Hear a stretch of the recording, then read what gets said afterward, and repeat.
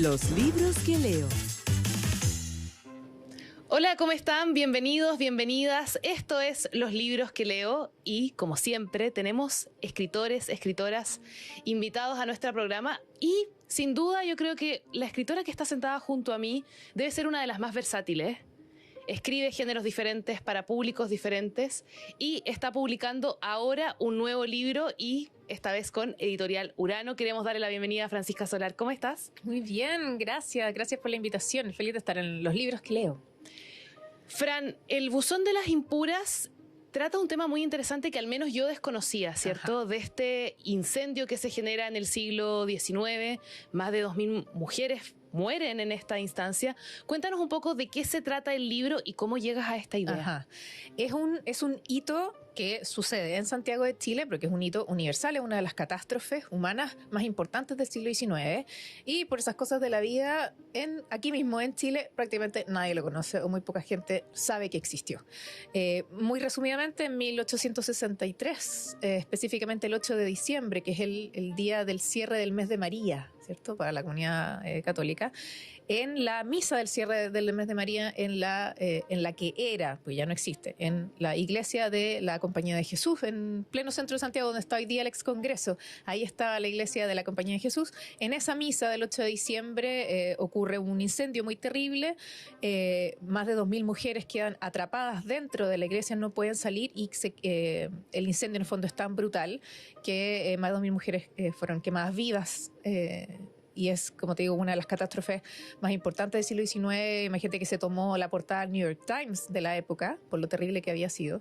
Y cuesta mucho creer que sea algo que nos enseña en el colegio, que muy poca gente sabe. A mí me sorprendió porque en realidad yo dije, pero ¿cómo voy a ser tan ignorante? Y me puse a investigar un poco, a googlear antes de adentrarme más en las páginas del libro y efectivamente, uno no tiene idea de este hecho. Y duele un montón porque...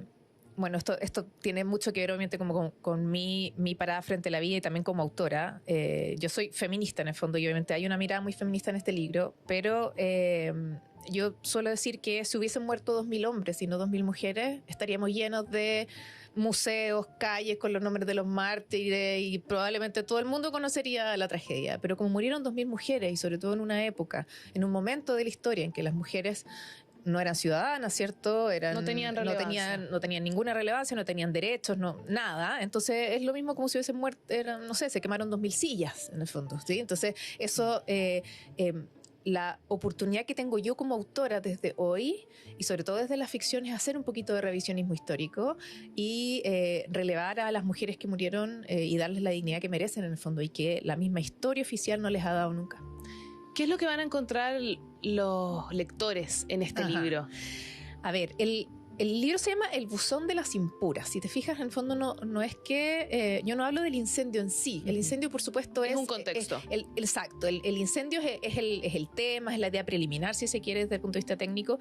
Pero la novela como tal se trata de las mujeres que murieron. A mí lo que me importaba era contarle a la gente quiénes eran estas mujeres. ¿Qué era esta asociación llamada Las Hijas de María?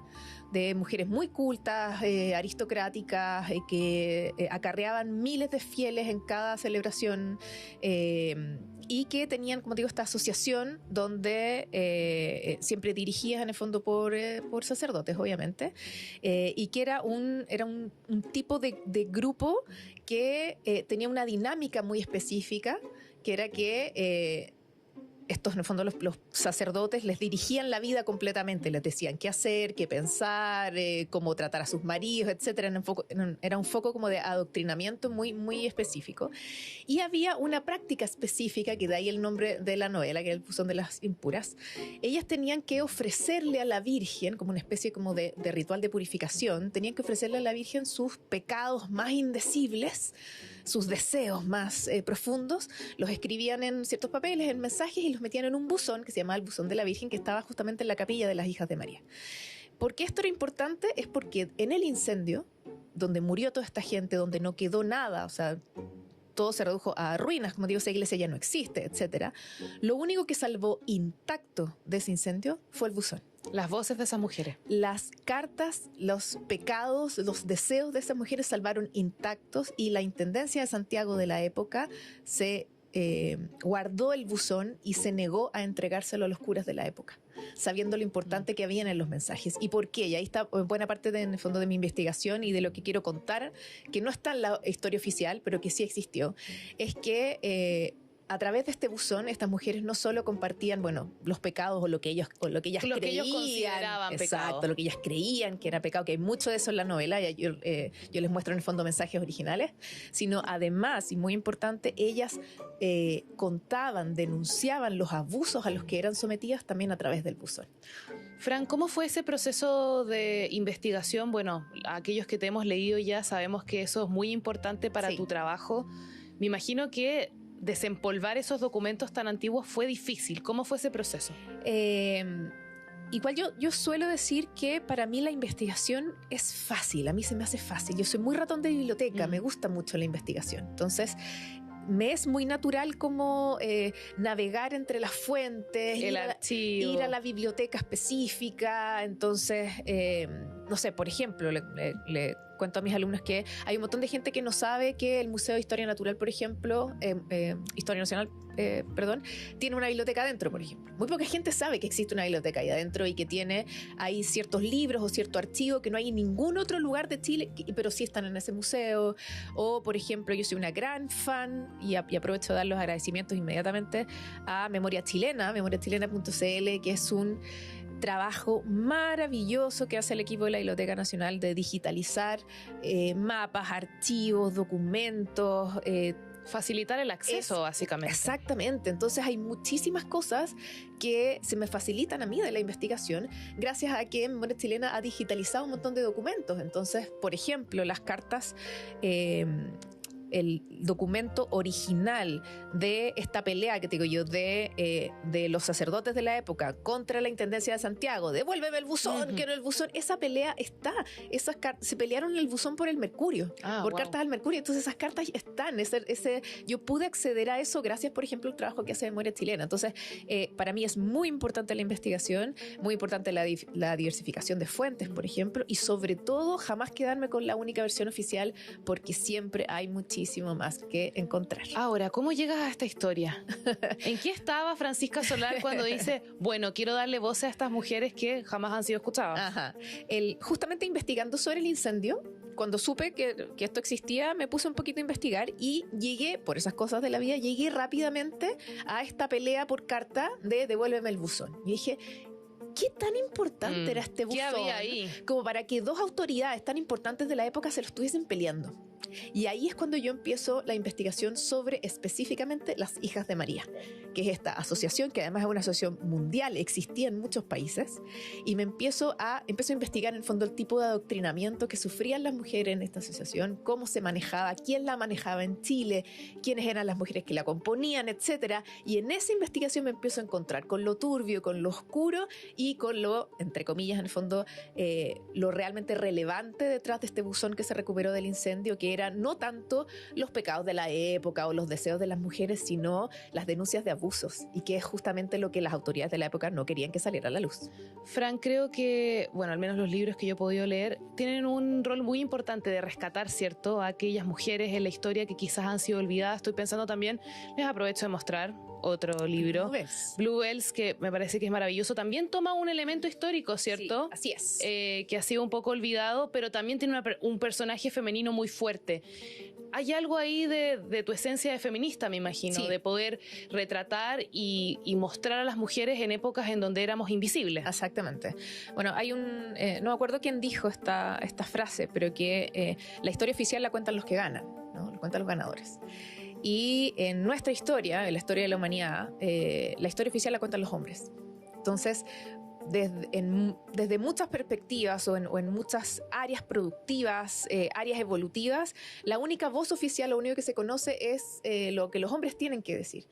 Y las mujeres hemos quedado constantemente relegadas, incluso cuando hemos tenido roles muy importantes en ciertos hitos de la historia, igualmente hemos quedado relegadas, hemos perdido el crédito o nos han robado el crédito directamente, o también hace poco tenía una conversación con unos amigos y les recordaba, oye, recuerdan que las mujeres entramos como a las áreas productivas hace 100 años, básicamente, recién, ayer. Entonces eso hace que obviamente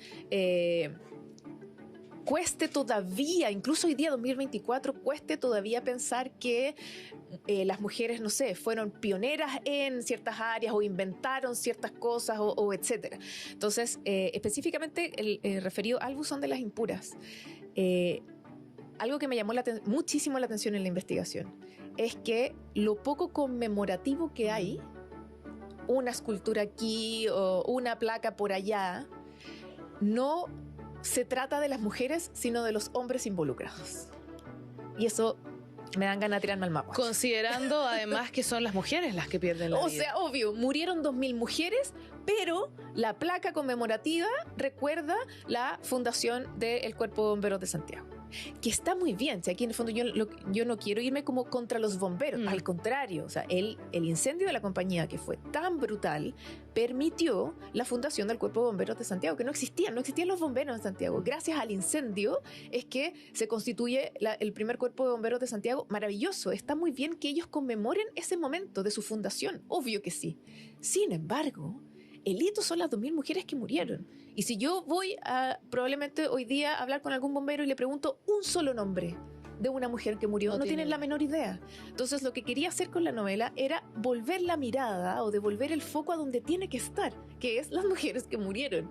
Por supuesto que yo cuento entre medio, obviamente, quiénes eran los hombres que participaron, por ejemplo, en el rescate de las pocas mujeres que se pudieron salvar, quiénes eran. Por eso es que, por ejemplo, es tan importante en la novela es muy importante la Guerra Civil Norteamericana, la misión diplomática de Lincoln. Es muy importante porque los gringos, ¿no?, de la época, que estaban en Santiago, ellos fueron los principales héroes. Eso es real, eso está en los diarios, esto es completamente real.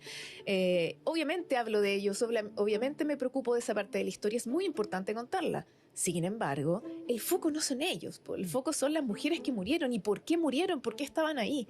Entonces, yo no quería hacer una novela sobre el incendio de la compañía. Yo quería hacer una novela sobre las mujeres que murieron, para devolverles de alguna manera la dignidad que la historia oficial les quitó. Fran, vamos a pasar a un momento que es muy entretenido en este programa, A ver. que se llama La Pecera, ¿cierto? En esta pecera que ustedes van a ver aquí en mis manos, hay preguntas que hemos ido preparando, algunas de ellas relacionadas con literatura, otras más genéricas. Ok. Así que vamos a empezar. Tienes Ya. que sacar una pregunta, Ya. la lees Tengo susto. y me cuentas. ¿Nos muestras a la cámara cuál es la pregunta que Ya. sale, Fran? Tengo miedo. Dice, ¿cuál es el mejor y el peor comentario que has recibido de tus libros? ¡Wow! Es real. Ahí está. No estamos inventando. No lo estoy inventando. Dice ahí, ¿cuál es el mejor y el peor comentario que has recibido de tus libros? Oye, me perdonan por los cortes, pero es que hay algunos, yo les voy a contar una infidencia. Tengo una amiga con la que me siento al lado, Bárbara, y ella solo tiene tijera de zurdo. Que no tiene ningún cuesta sentido, N. porque ella tampoco es zurda. Pero les pido disculpas de que los papelitos no estén bien cortados. A ver, ¿cuál es el...? A ver, yo tengo 18 años en la literatura profesional, o sea, he recibido... Me imagino. De todo, lo bueno, lo malo, lo feo, todo lo que se te ocurra lo he recibido, así que no sé si realmente te voy a poder decir el mejor o el peor, pero a ver, pero así de que me acuerde, el mejor...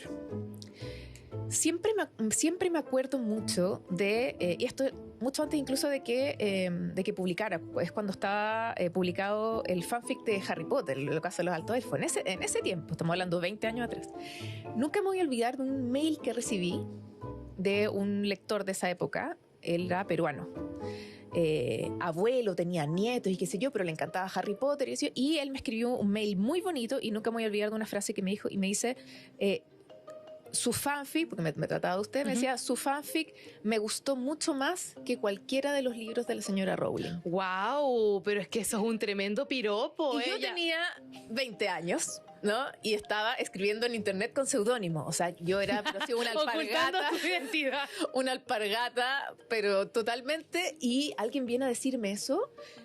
Es completamente abrumador, no me lo creí por supuesto, pero sí lo agradecí un montón, porque dije ya, entonces no puede ser tan malo lo que estoy haciendo. Algo estoy haciendo bien. Algo le debo pegar a esto, sí, me llega este tipo de comentarios. Entonces sí, como que nunca más se me olvidó en verdad ese tipo de comentarios. Y el peor comentario, la verdad es que sobre mi literatura particularmente, nunca he recibido como comentarios así como muy terribles. pésimo este libro, terrible, hay que botarlo a la basura. Siendo bien sincera, no. Qué bueno. Obviamente he recibido, por supuesto, comentarios más tibios o más, mira, no sé, pensé que me iba a gustar tanto, pero no. Obvio que sí, pero malos no. He recibido más malos comentarios sobre mí. Ay, Fran. Sí. Sí, son más personales, ¿no? Básicamente hay gente a la que no le caigo bien. Sí, los peores comentarios han sido sobre mí en realidad, no sobre mi literatura, lo cual igual me da cierta tranquilidad porque lo que más me importa obviamente es que mi obra se abra paso, no tanto yo. Así que por ese lado estoy contenta en verdad. O sea, por algo me va bien, por algo sigo acá, por algo sigo escribiendo, es porque ya después de todos estos años me he dado cuenta de que sí le pego a esto, Sí, bueno, eso es importante. tengo de pal piano. Seguimos entonces. Otra pregunta de nuestra pecera. Perdón, voy a adelantar. Sí, dale nomás. Acá estamos. Estas grabaciones es como lo que es. Tengo brazos cortitos. Vamos a ver qué dice ahora. ¿Cuál es tu librería favorita? Ah, tengo una, por supuesto. Ahí sí. ¿Cuál es tu librería favorita? Es la librería de mi barrio, que es la que leo Forestal. Bonita librería. Es la que es una completamente familiar, ¿cierto? Es una pyme familiar que ha pasado, pero por todas las penurias posibles. La que leo Forestal está en plena zona cero del estallido, entonces o sea, tuvieron que cerrar en un momento en pandemia, tuvieron que reinventarse después el estallido, o sea, había lacrimógenas afuera y ellos igual mantenían abierta la librería. Uno realmente no se explica cómo es posible que todavía estén en pie, pero sin duda mi librería favorita. Quiero mucho a sus dueños, a la Mandy y a Mario. Ellos apoyan mucho mi literatura, la recomiendan un montón. Creo que es muy importante seguir apoyando como sea a las librerías chiquititas, a las librerías de barrio. Nada contra las grandes cadenas, por supuesto, obvio, porque llegan a lugares donde las librerías más chicas no, y son masivas, está todo bien.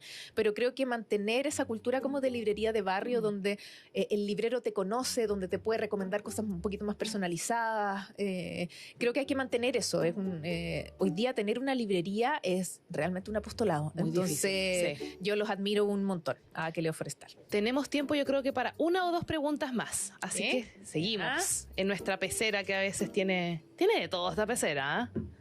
Hasta ahora no ha sido tan difícil. Dices, ¿compras libros solo por su portada? Mira, y estábamos hablando de esto. Justo estábamos hablando de eso. Sí, estábamos hablando de esto. Ahí.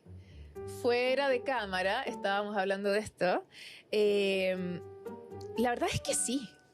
Por supuesto que sí. Muchas veces he comprado libros solo por la portada. ¿Cómo cuál? Es muy importante, y esto lo digo porque también me lo preguntan un montón, el trabajo de arte detrás de una portada no es llegar y poner cualquier cosa. O sea, la gente que trabaja en los departamentos de arte, dentro de las editoriales, son gente que realmente conceptualiza muy bien, entiende muy bien su trabajo. Hay varias reuniones en las que uno tiene que participar para ver si la portada realmente está transmitiendo los conceptos más importantes del texto. Uno muchas veces tiene reuniones con los diseñadores para que les haces como un brief en el fondo de la novela, etcétera. O sea, aquí hay un trabajo de verdad muy bien pensado. La portada del Buzón de las Impuras es maravillosa, es espectacular de lo bien que transmite la esencia de la novela. La esencia de la novela, exacto, lo más importante. Entonces sí, yo muchas veces he visto, no sé, por ejemplo, portadas no solo bien diseñadas, sino que a lo mejor los colores son muy interesantes, o la forma en la que está distribuido los títulos, los textos con los elementos. Yo soy una lectora compulsiva, siempre estoy leyendo algo nuevo. Entonces, yo ya hace mucho rato ya me di como esa libertad de, por supuesto que leo de acuerdo al contenido o la contratapa, obviamente sí, pero también si paso por una librería y veo una portada muy bonito que me llame mucho la atención, pero claro que sí, ¿por qué no? Nos merecemos. Obvio, exacto, porque yo lo valgo. Entonces, no es que todos mis libros yo los compré impulsivamente por la portada, para nada, pero sí, algunos sí. Pero alguno por ahí sí, totalmente, y es algo súper habitual que la gente compre libros solo por la portada. Fran, se nos acaba el tiempo, pero quiero pedirte que si nos puedes recomendar algún libro, quizás lo último que leíste que te haya gustado. Ay, a ver, ¿qué les puedo recomendar? A ver, ¿qué fue lo último que leí? Estoy leyendo unas novelas, unas últimas novelas de Urano. Claro, podría recomendarles Placeres Mortales de la Belén Martínez. Que estuvo hace poquito en Chile. Estuvo hace muy poquito en Chile, exactamente. Y ella hace fantasía, pero tiene un estilo bien particular porque ella mezcla fantasía con historia real. Entonces ella hizo mucha investigación de dinastías asiáticas, como de todo como ese look, ¿no? Como ese ambiente para crear su fantasía. Muy entretenida. La Belén escribe muy bien. Así que eso les puedo recomendar. Es una novela además que se la van a leer súper rápido. Placeres Mortales se llama, de la Belén Martínez. Queremos agradecerle a la Fran por estar con nosotros. Francisca Solar. Nada, gracias a Apoyemos ustedes. la literatura chilena. Sí, apoyemos la literatura chilena y sobre todo la literatura chilena que nos cuenta cosas que no nos cuentan en el colegio. ¿Sí? Así que sí, les recomiendo un montón El buzón de las impuras. Con esto nos despedimos de esta sección de los libros que leo. Ya volvemos con más. Los libros que leo. Pasan. ¿Qué estás leyendo ahora? Estoy leyendo, curiosamente, Ensalada Loca, un libro de Nora Ephron, que es una recopilación de columnas muy graciosa, más por lo loca que por la ensalada, me tomo más, yo creo. ¿Tapa dura o tapa blanda? Tapa blanda, la tapa dura se me hace ceremoniosa, no que lata. ¿Podemos pasar? Sí, por favor, adelante. ¿Cuál fue el primer libro que leíste? El primer libro que leí fue un libro de una edición muy barata de El gigante egoísta de Oscar Wilde, porque tenía dibujos y yo los pintaba y dije, este va a ser el primer libro que lea cuando aprenda, fue como a los 6 años. Y venía como El fantasma de Canterville, El gigante egoísta y El cumpleaños de la infanta, en versiones muy reducidas de Zigzag.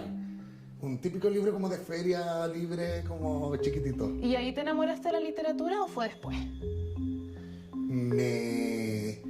O sea, ahí algo pasó. Sí, siempre sé que si pienso algo pasó, gané concursos de cuentos de chico y cosas así. Pero creo que también pasó en la época de descubrirme como homosexual y usar de alguna forma también la literatura, la agudeza, el lenguaje como herramienta de defensa de alguna forma. Creo que viene muy de ahí el palabreo con la tan conocido. Bueno, Oscar Wilde además. Sí, claro. Un personaje. Sí, prima.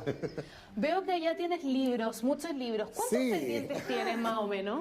Todos están pendientes porque igual uno lee y quiere releer después. Me pasa un montón que uno de mis libros favoritos descubrí que me gustó mucho después que lo terminé. Y quisiera leerlo de nuevo, pero es engorroso el tiempo. Son como 800 páginas de un libro que no es tan sencillo, que es la vida de instrucciones de uso. Pero claro, cuando lo terminé, como que vi ese retrato completo de lo que estaba hablando el autor y no lo disfruté tanto en el durante, creo que lo disfruté después. Quedé en deuda. Me pasa mucho con los libros. ¿Sueles releer o no tanto? Algunos libros, creo que el libro que más he releído es Madame Bovary, que lo he leído como unas Joyita. 5 veces. Y ahora lo estoy leyendo de nuevo, me compré una edición más barata para rayarla. Es interesante. Me gusta como Flaubert escribe un poco como Cagüín también lo que va contando, lo encuentro muy bacán. ¿Qué cosas tienes por allá? Acá tengo principalmente, bueno, hay unos vinilos, tengo libros de gráfica en general. Tom of Finland, que es un clásico de literatura, o sea, de ilustración escolar, pero también mucho interés como, por ejemplo, estoy suscrito al New Yorker y me encanta la comedia del New Yorker y tengo este recopilatorio doble ordenado por orden alfabético de los cómics del New Yorker. ¡Wow! Es buenísimo.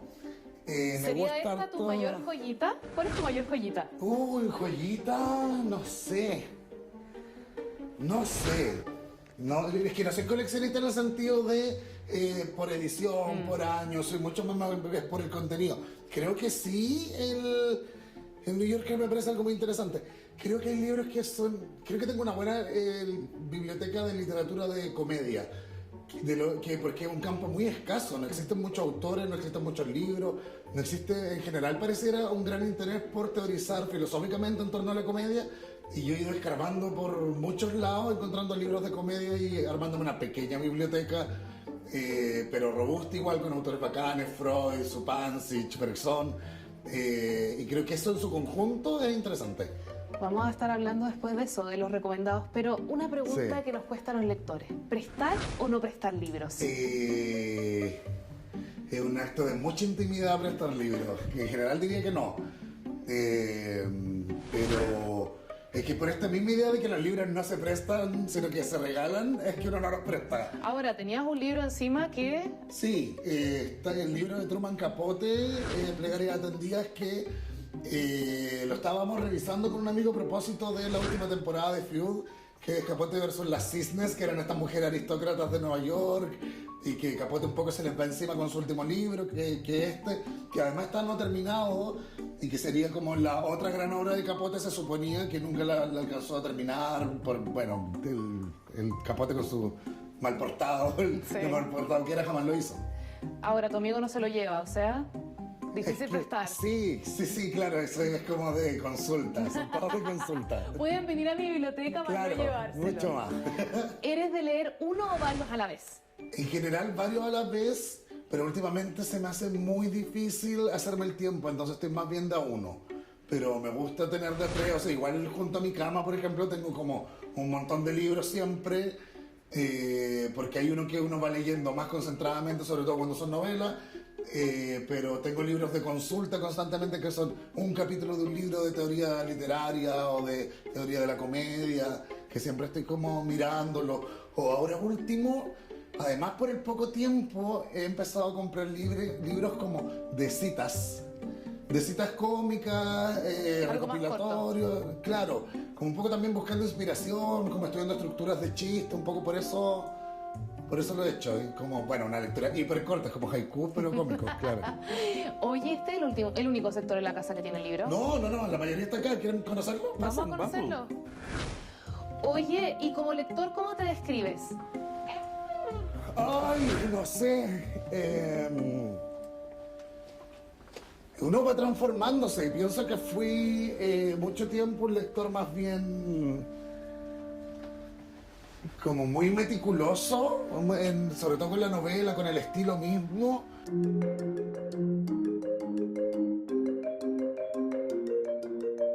Encontré este libro, hay un libro de Raymond Queneau que se llama Ejercicios de Estilo, que es muy interesante porque son 99 veces, o sea, el mismo texto escrito 99 veces de formas distintas, ¡Wow! solo con un estilo distinto, una anécdota muy como anodina, y era muy estudioso de ese tipo de cosas, como la técnica detrás de la literatura. Ahora trato de disfrutarlo más. Ahora soy más como... Un hobby. Sí, también más lector pasivo, como fumador pasivo, como claro, también un poco lo que me llega, voy agarrando a todos lados, estoy muy interesado últimamente en la literatura cómica de cierta forma, y en particular en estos autores, en general autoras más que varones, bueno, mujeres y homosexuales, que escribían literatura que era considerada media basura y pop, tipo...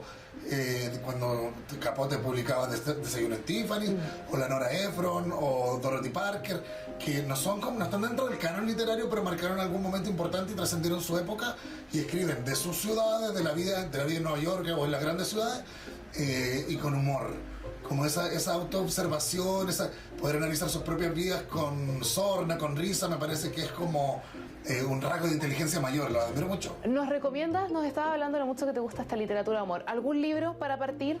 Bueno, Desayuno en Tiffany, por cierto, que no es humor precisamente, pero tiene este aire frívolo. Me gusta que sea literatura que trascendió su época, pero es más bien frivolona.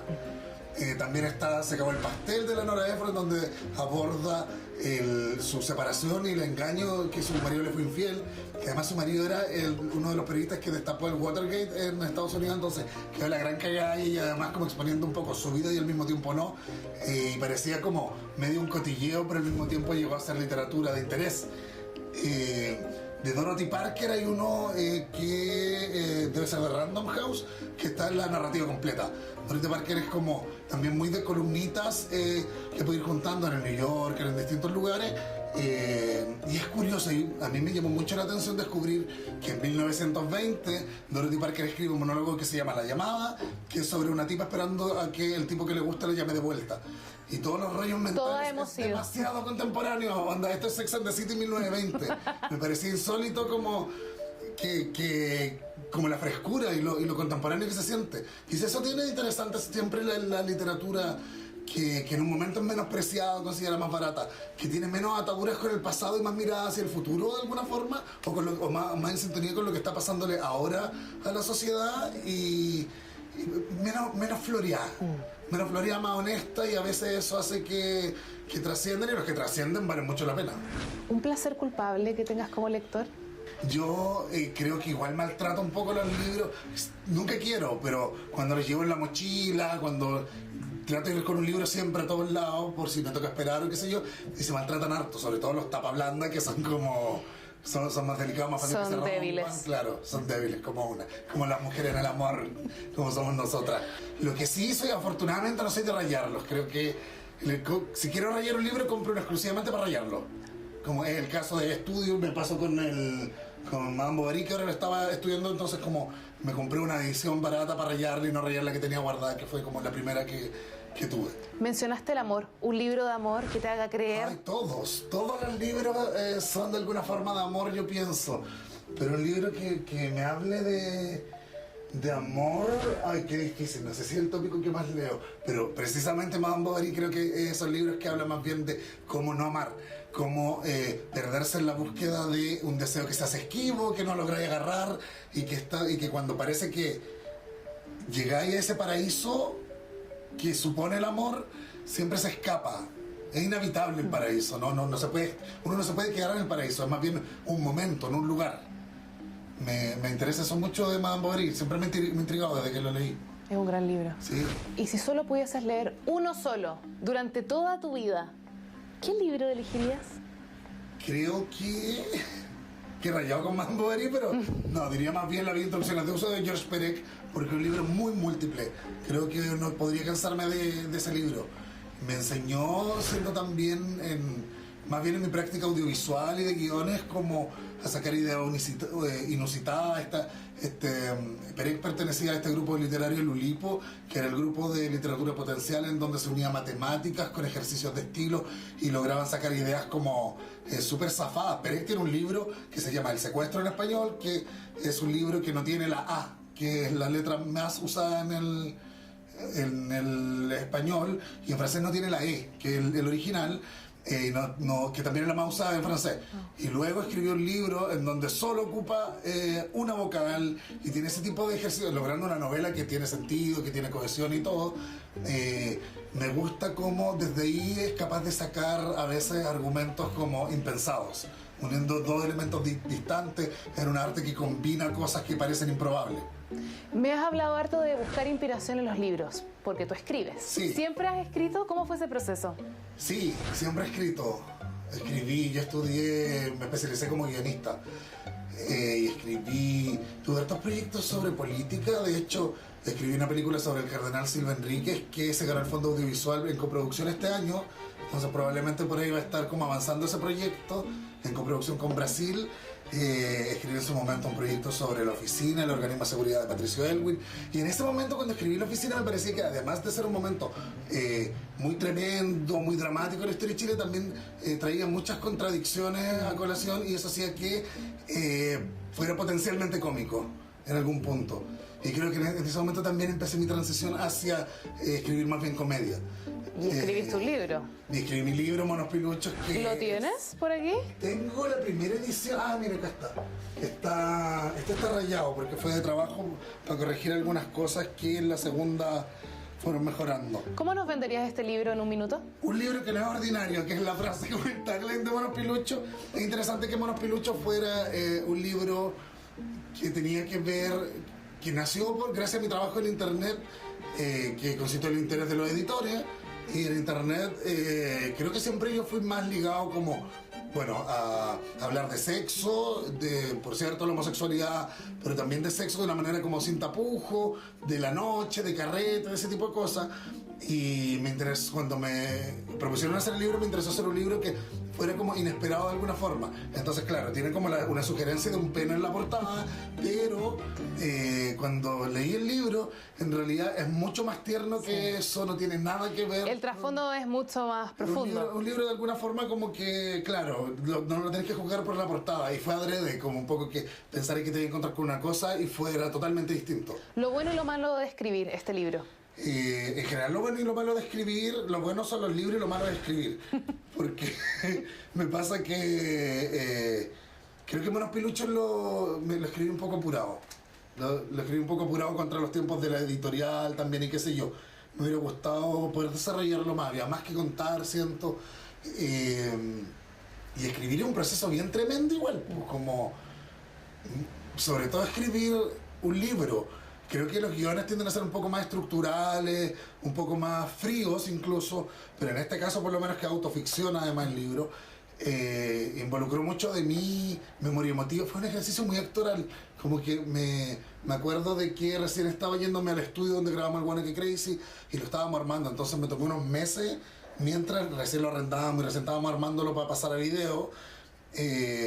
Con mucho frío en invierno, irme a escribirlo durante varios meses y ponerme a ver, trasladarme al año 98, donde había el Mundial de Fútbol, mirar las publicidades que salían en la tele, todo el rato como estímulo, claro, que sacaran como esa sensibilidad de mí y me recordaran a cómo se vivía esos años. Porque además creo que Monos Piluchos, más que un libro sobre homosexualidad o la infancia de un homosexual, es un libro sobre una manera de ser familia en Chile que es muy típicamente como noventera y creo que tiene muchos rasgos que permanecen hoy día. Creo que por ese lado, check, lo grabo. En realidad yo le tengo mucho cariño al libro. Siempre es más sexy decir como para quedar de inteligente como se pudo ser mejor y qué sé yo. Pero ¿sabéis qué? El otro día leí una entrevista al comediante gringo, a Jerry Seinfeld, y decía que de alguna, y comulgo mucho con su idea. Es soberbio decir pude haberlo hecho mejor. Porque evidentemente quedéis bien, no soy más inteligente que eso, pero seamos honestos, no lo pudiste hacer mejor porque si no lo hubierais hecho. Esto fue lo que pude tener en el tiempo que me di para escribirlo y bueno, ya está. Y la verdad es que le tengo harto cariño. ¿Pero se vienen cositas o no? Se vienen cositas. Estoy escribiendo mi segundo libro, que va en otra dirección de Monos Piluchos. Me sugirieron harto como que querían seguir leyendo un poco el mismo personaje. No creo que lo haga, o no por ahora al menos. Porque que lata como igual no cambiar, no sorprender o no hacer algo. Es bacán hacer algo inesperado. Es verdad. De eso se trata la comedia incluso, ¿no? Como los chistes. De repente parece que estoy diciendo una cosa y decís otra. Así que veremos qué sale. Tiene algo de ñoñoíno el libro que viene, de reírse de eso también, de humor, de chisme. A propósito, el libro de Truman Capote, Plegaria Tendida, de realidad, de casos de gente que conozco, de problemas de Ñuñoa y del primer mundo. Me parece divertido. ¿Hay fecha? ¿Hay algo? Se supone que entrego durante segundo semestre, pero aviso por acá que no va a pasar. Le aviso a la editorial y a la gente que quiere leerlo. No lo creo, está difícil, pero vamos a ver. Nos despedimos de tu librero. Muchas gracias. Sí, gracias a ustedes por venir.